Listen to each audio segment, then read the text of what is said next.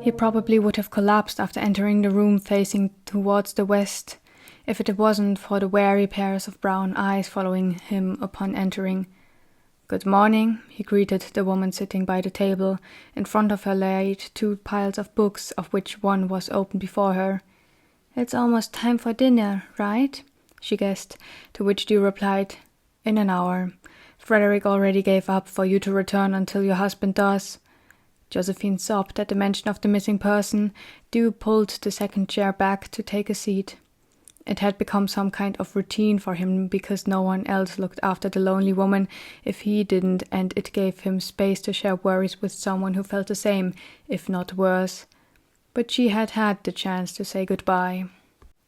"I received some info on the current situation," he began, thinking back to the warm room with the many carpets and comforting furnishing. "It doesn't look bad so far." "Have you learned anything about Patrick?" Her tone was hopeful, as always, but his answer stayed the same. "There are no names of soldier, but his unit is in a backup position. I don't think he has gotten into a fight yet. The report came yesterday and was written by General Aaron and sent via messenger bird. He wrote they met the first half-assembled army at the closest extremist city and that it was easy to take under control because they weren't all that excited to defend an ideology only their leader worships. 2 casualties on our side and few barely wounded. If I understood it right, the nobleman in charge was executed and the people supporting him imprisoned. The other half closed in from the side and the conflict went similar. Aaron hopes there to be several incidents such as this one. Today they should have already reached the next concerning area," Dew recalled objectively. He didn't understand much of the strategy Alba had tried to explain to him, but it was obvious she didn't comprehend as much as she claimed to do. "And what is the next place like? Do you know anything about it?" Josephine leaned forward, ready to suck up any word he was about to say, but he had to shrug. Instead he said, "All I know is that Oberlik is a 3-day walk far away by the speed at which they are moving. Before that, there is another place called Myrtisblatt, which is known for their trade of luxury products and therefore very well protected, and will most likely need some time to be taken down. That's good though, at least that's what the higher-ups think, because the other armies can catch up and offer support. I still don't understand where you receive all your knowledge from," she sighed after hearing all Dew had to give. He viewed the piles of books. One he knew contained books she had already finished during the last 7 days to try to keep her mind busy. There were only 3 medium-sized books, 2 filled with mythical and historical stories, and the last offered support on how to take care of a young child. The child, not even half a year old, laid in a crib and was sleeping peacefully, unaware of the troubles of the outside world. "What are you reading now?" Dew asked, even though he didn't really care. Josephine closed the book while keeping a finger on the page she was on and showed him the cover. "Fables, but with hybrid species," she explained before flipping to a specific image. "This one reminded me of your newly acquired features. I wanted to know what that was about, so I got it." Dew stared at the blue figure with thick black outlines and grey skin, tiny pupils in the middle of orange eyes. The body part resembling fingers was sharp, and so were the bare teeth. The rest of the body was drawn incredibly vague, as if the artist had been scared to display any kind of humanizing feature, more like a mermaid than a human. "How charming," he commented and furrowed his brows. Josephine turned the book towards herself and added, "Of course I don't think this is actually you. The story only describes a monstrous Merlin creature which haunts away the other ones of his kind to have more fish for himself. It's a lesson about greed and company, not about the actual self." "You never saw a Merlin, right?" Dew wanted to know. His ears automatically twitched with tense excitement. He hadn't told her yet, and neither did his chef, it appeared, but he wanted to tell her, and if it was only to see her face. "I never did, but I thought, well, I suspected, because you said you never knew your parents, that one of them might have been, one of those creatures." Dew thought back to the moment when he was supposed to have claimed to never have known his relatives, but then he remembered. It wasn't him who had made up that lie. Avery had when Dew had been struggling to build up a solid fake identity. He involuntarily smirked. I guess you're not far off, Dew hinted. I don't know what creature my father was. You believe he might have been a Merling as well? It's the only explanation. I mean, why else would you suddenly start to have all those spots and the ears? Josephine proudly exclaimed, thinking she was on the right track. Dew couldn't keep himself from feeling amused by the conclusion drawn by her. Finally, he decided to enlighten her. I just know that my mother was a Merling, at least partially, because she didn't have a tail. Maybe some of my relatives had a fully human parent, but who knows? The woman sitting opposite to him stared at him, not capable of comprehending what she had just learned. Your mother? She replied. I thought she's gone. She is, he replied dully. It felt weird talking about someone he hadn't seen in so long. Of course, she had been his whole world for some time, but that was over. There was no reason for Dew to keep her in his mind. She barely had had any influence on him since he taught all he knew in his life as a human to himself, or got it from Avery's regular advice until he made contacts of his own, which did so. So you did meet her, or did the one raising you tell you? Josephine had fully lost touch with Dew's reality. I lived with her for the first few years of my life, but it's hard to explain to people that my mother was a mindless creature who was considered less than human.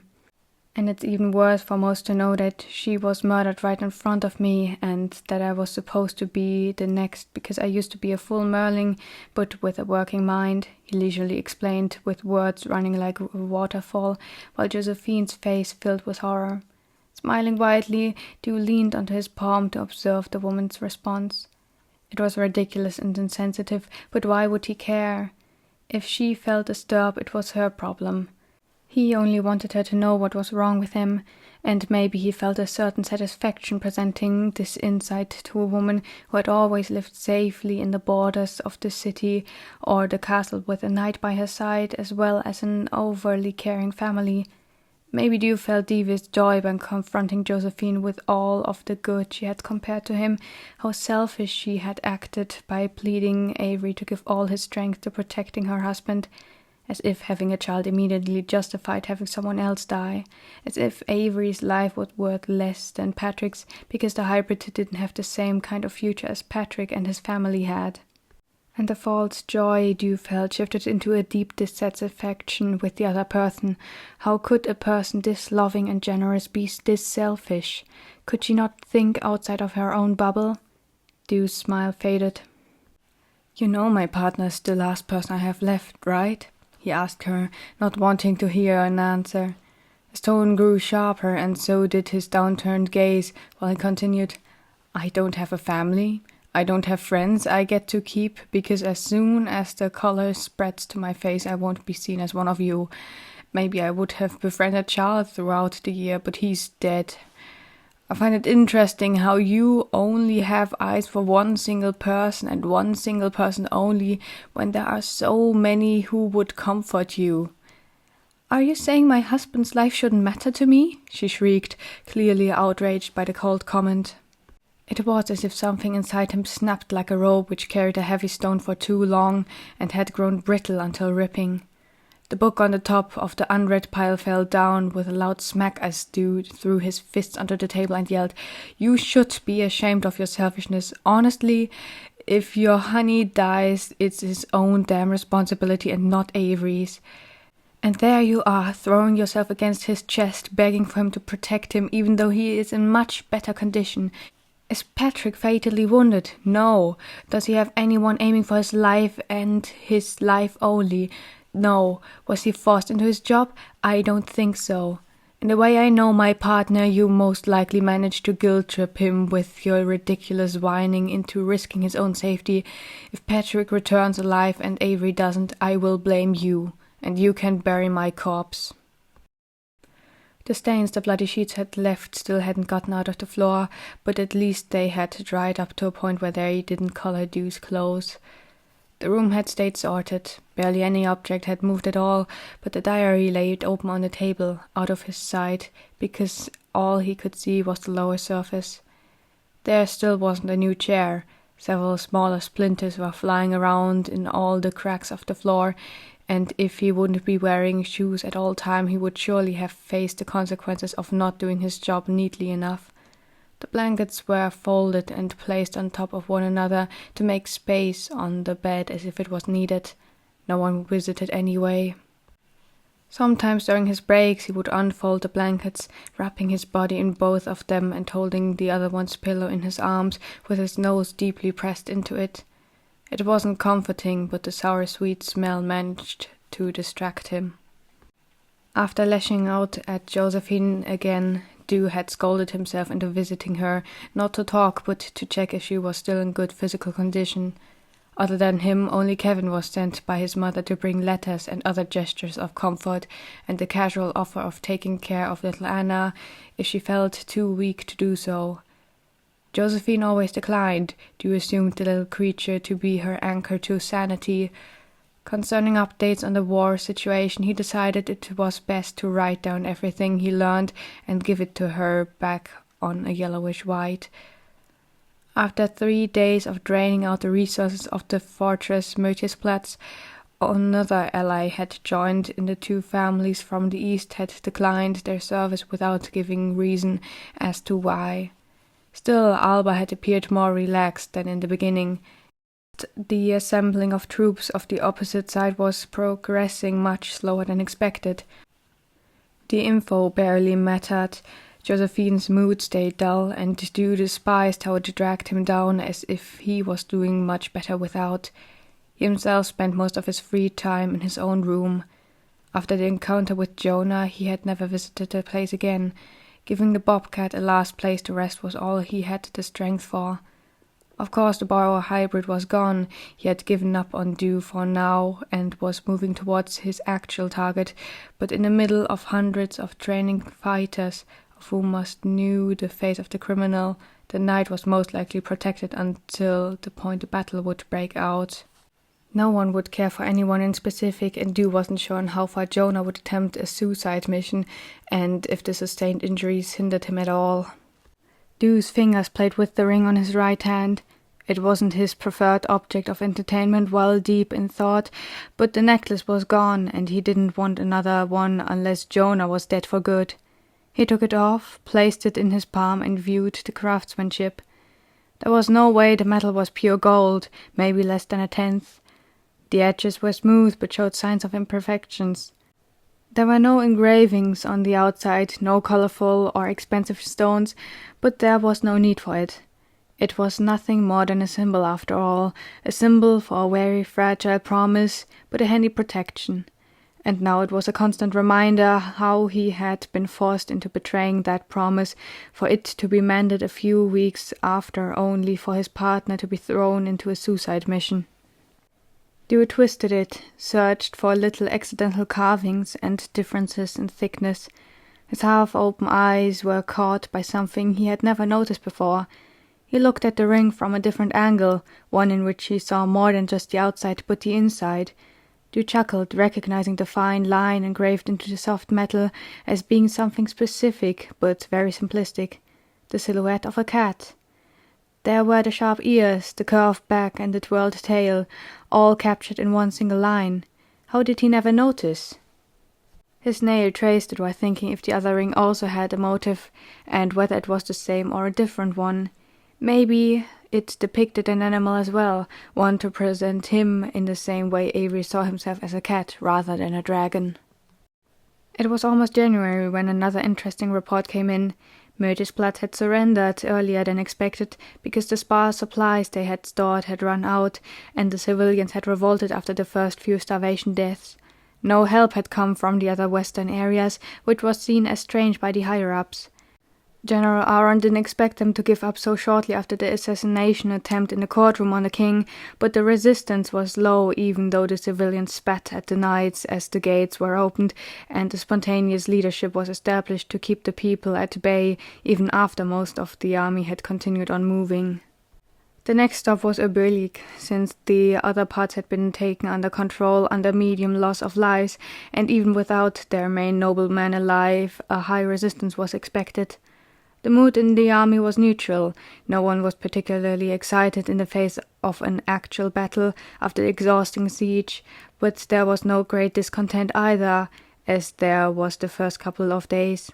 The soldiers were more or less confident to get back home safely, and the general recalled some nights in which they actually started playing smaller games to lighten the mood. The report delighted Alba, but the king was visibly tense when the messenger read out the news during breakfast. The advisor took everything without a specific reaction. All he commented on was the lack of fighting spirit, as if there was a reason to happily go into a session of slaughtering human beings and burn their homes to the ground. How Josephine felt about all of it Dew got to know through Kevin. The boy had been coming to work close to regularly and almost fit in well enough to replace the missing colleague, but only almost. After having to deliver yet another basket of well-wishes, supplies, and colorful tissues from his aunt, Kevin reported to Dew that the woman was not especially satisfied by the news. Like most others, she dreaded a greater battle. During a visit at Alba's, Dew learned it was very likely for the fighters to walk right into a trap, but there was nothing she or her father planned to do about the suspicion. They wanted to wait. In a follow-up letter via Bird, two generals, Aaron was one of them, expressed disbelief towards the decision of almost everyone else to ignore the areas around Oberlik and head straight for the city. They were less than a day's walk away from the gates, and the messenger claimed there to be no visible forces aligned. Others already celebrated the easy victory they expected the next day. The day came, and during all 3 meals Dew had to attend as a bystander. He waited for the messengers to read out the next sheet of paper the Bird had brought him. But there was nothing. Alba seemed comparatively calm to Dew himself and the king, who barely ate half of his plate. It wasn't unusual for there to be a several-day gap in between reports. If there was nothing to say, the Bird would stay in place to save both time and energy. The following day there was still nothing. Now even the princess began to rock forth and backwards until the advisor scolded her for doing so, but even he was more tense than usual. On the 2nd day of January, the royal table couldn't keep quiet for much longer, and the command was sent to request insights on the situation. If there came no answer, they knew they were in serious trouble. The next morning, Frederick commented about the dark rings under Dew's eyes. At first he mistook it as the spreading of the bluish-grey spots, which had proceeded to cover his face to a point almost everything but the inside of his palms, and his right eye, nose, and most of his mouth and chin had stayed a light pale. It ended up just being a sign of Dew's severe lack of sleep. How could he rest? The army had to be in place already, but there was silence. He knew what the other ones thought. Either there was a fierce battle going on, or everyone was dead or imprisoned already. Covering his left eye with hair and bandaging as much of his neck and hands as he could, he appeared with the breakfast, knowing most of it to be ending up either in the trash or the advisor's stomach, which was close enough to being the same option. Dew went back to his usual place after fulfilling the embarrassing act of bowing before the 2 people out of 3 he hated the most. It was then that he heard the quick steps approaching through the open rooms. The sturdy sole of the ridiculously low shoes, with a slight platform at the heel, which the messenger man wore, made for a unique sound which was easy to recognize. The people in the dining room turned around towards the sound, but the king took a moment longer to take notice of it. 6 pairs of eyes stared at him as he entered. It began to roll out the scroll in his hands. Now there were 3 new possibilities. Everything was good, and they just took their time to stabilize everything, or they were in the middle of a fight and struggled to keep the upper hand, or everyone had been taken down, and this was the response from the enemies, demanding an immediate surrender. The messenger man cleared his throat, while his eyes skipped over the paper, preparing for what he was about to say. He pinched his eyes into slits, coughed one more, then he located the report closer to his face. There was no apparent emotion but confusion to be seen on the tensed face. "Is there a problem?" the advisor growled after 10 more seconds of awkward silence and staring. Once again the messenger man cleared his throat, but this time he spoke. "The handwriting is not that of our trusted General Aaron. I can barely take a word from this wondrous piece, but let me tell you all I can find." "Go ahead," the impatient slug barked. The messenger man frowned deep in concentration. Gone. Army, return after. Assholes, stinky pile, shit. General Derrick. The advisor groaned while waving his hand at the man, commanding him to step closer to take a look at the report himself. Bending over the paper, Dew couldn't see anything but the back, but then he slapped it and called out, "What is this nonsense? Did no one teach this man how to write? And where's General Aaron?" "May I see?" Alba's tiny voice sounded from across the table. "I've read a thing or two, and my eyes are great." "Are you insulting my eyesight, brat?" "Give her the report." A mumble came from the end of the table. Clearly angered by the king's decision, the advisor shoved it over to the princess, who immediately went to study the content. Dew watched her mood change from interest to strained focus. "If I, a wise and mature man, cannot read it, then neither can an immature wannabe queen." Alba cocked her head, taking her time to study the mess before her, while Sir Puff grew more impatient than ever by the second. "If I understand it correctly, General Aaron is occupied with the safety of the civilians and the soldiers. Derrick also states they will return after cleaning up because the city was destroyed, but I cannot read how it happened. It must be this whole first passage, but the general must have hurried with his reply." The slug was silenced. Alba looked both proud and concerned. Afterwards there came not a single comment from her father or the advisor, so she asked, "Does that mean we won?" "It seems so," the king responded, and reached out for the paper even though his blinding eyes could never read more than that of his daughter. "The West is under control." There was no need to go back to the kitchen first. She had to hear the news. Of course, Dew had no idea if the victory meant little casualties or automatic peace, but that didn't matter all that much. People would be back in a week. It meant there would be either much joy or much sorrow. But there would be no need to worry anymore. It would be fine. During his second year, Dew had first seen the extent of damage war could have on a group of soldiers stationed inside the castle. The horns of the guards standing on the watching towers had blown to signal the arrivals of the victors under the name of the crown. The people streamed outside and into the patio, sometimes even outside of the castle, and Dew knew the same also happened when they came through the city. Mostly there would be cheers and clapping, and some of the few soldiers would leave the solid structure of the march to hug familiars or tell of their experiences. Many showed pride and honor because they saw themselves as heroes, but of course there were faces filled with sorrow and grief. More than once Dew had spotted someone missing an eye or a limb, and of course the group returning was always diminished by at least one man. The fifth day after the confusing message, Dew got to experience the second-hand luxury of being a princess. He awkwardly stood in the middle of her room on an expensive-looking carpet next to a shelf with an included table on which sat a decorative mirror showing him his distorted face. Alba had stopped asking about it and just accepted it as being an ugly skin condition. Her bed was wider and longer than that which Dew currently occupied by himself. It had heavy curtains, a huge stuffed blanket, and at least 4 pillows of different size and shape. The windows showed almost a complete garden of starflowers which, despite the terrible temperature, bloomed in lovely shades of blue. The princess had gone onto her bed and pulled back a curtain on the headside which faced the wall. "Here we go," she chattered and revealed the finished portrait in the secret location. 2 faces discreetly smiled at him.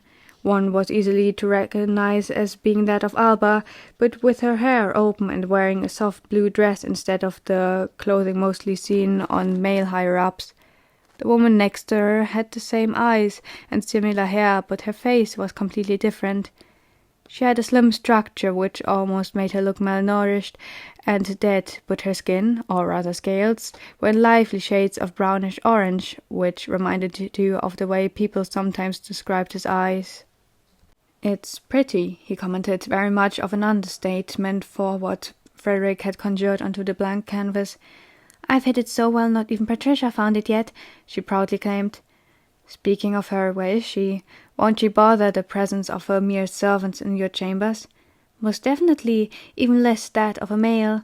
But I am a princess, am I not? She will have to listen to me, and it's not like you're a threat to anyone, Albert confirmed, but had to correct herself. Well, you could be dangerous, but you have no reason to. I mean, Sir Puff threatened your wife and all that, so I agree he deserved it. Speaking of her, are you excited to see her again? She pulled the curtain back into its place, sat down, and turned towards him with a pillow in her arms. I would be relieved. She looked at him with big yellow eyes. You don't think she'll come back, she noticed. She promised me, but that doesn't mean much, he admitted, stepping towards the window. There was a short break until a girl said, Cheer up. What? Dew turned around and furrowed his brows. She cocked her head like a small bird examining an area. Cheer up, it's what they say in the city, right? They do. So I'm telling you to be happier, she finished her explanation. And how do I do that? He would have added, my life is falling apart, if it wouldn't lead to him explaining all of the recent struggles to someone who never had to worry about such matters. Albert didn't know the answer. Do you want a hug? Huh? You know, she gestured, laying her arms around the pillow she held. This thing. It feels good sometimes. Would you like a hug? He faced back towards the window and shook his head. A voice asked from behind, Do you not like them? I don't. I can't move much when in a hug, and I don't trust people to listen to me when I tell them to stop. Doesn't your wife hug you? Dew felt the ring on his finger, tight and warmed by the heat of his own body. I don't have a wife, he responded. A sudden noise startled him half to death. He thought a wild bull had made its way through the corridor, violently screaming, but then Albert jumped up from the bed and shouted excitedly, They're back!